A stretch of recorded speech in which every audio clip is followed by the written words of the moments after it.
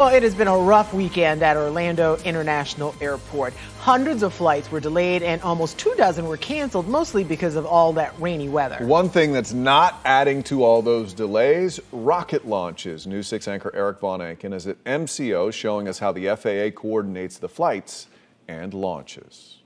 I think when most people hear the initials FAA, the Federal Aviation Administration, they think of, well, this, of course, aviation, planes and flights, your flights.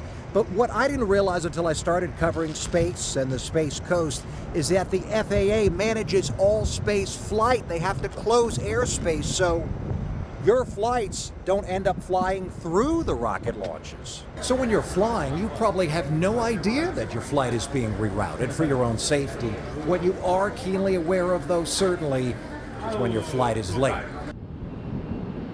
Until last year, the FAA would close an entire cone of airspace around the Kennedy Space Center and Cape Canaveral Space Force Station for every single launch.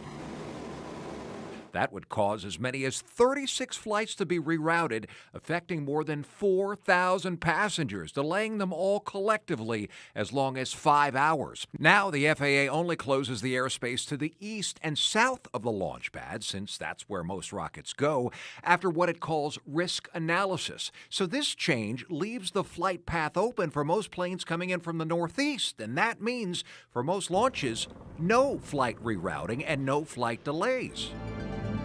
And there's something else, something called the Space Data Integrator that enables airspace reopening faster than ever before. The FAA put together this video showing all of the planes coming and going to, from, and around Florida. The integrator takes rocket trajectory data from the rocket launch companies, and it puts it on a screen like this for the FAA. They don't have to do it manually. They can now track the rocket in real time, meaning the FAA will know the moment the rocket has cleared the airspace.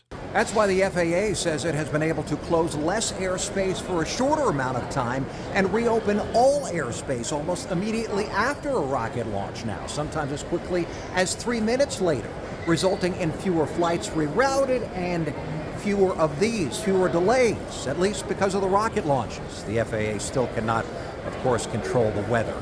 Sorry. At MCO, Eric Von Anken getting results. News 6. So when the FAA grants a launch license for a rocket mission, they consider that launch window like if it's on a busy holiday or, of course, if it's during the day. Yeah, the FAA has been encouraging rocket companies to launch overnight when fewer flights would be disrupted. All right.